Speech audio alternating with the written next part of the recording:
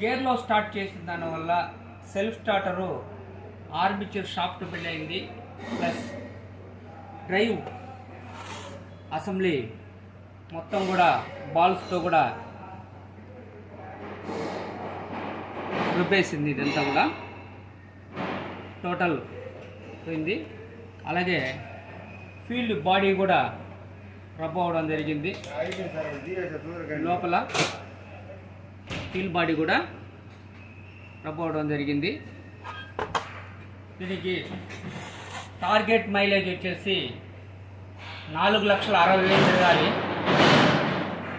1,60,000కే ఈ self starter fail అవ్వడం జరిగింది. దీనికి ప్రధానమైన కారణం గేర్లో స్టార్ట్ చేసిన దానివల్ల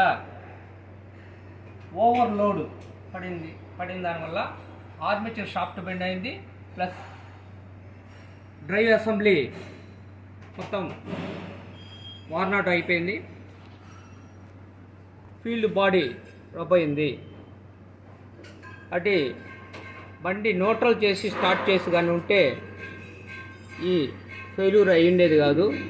కాబట్టి దాన్ని సరి చేసుకుంటే ఈ సెల్ఫ్ స్టార్టరు 4,60,000 టార్గెట్ మైలేజ్ తిరిగి ఉండేది. 1,60,000కే ఫెయిల్ అవ్వడం జరిగింది. Okay, thank you.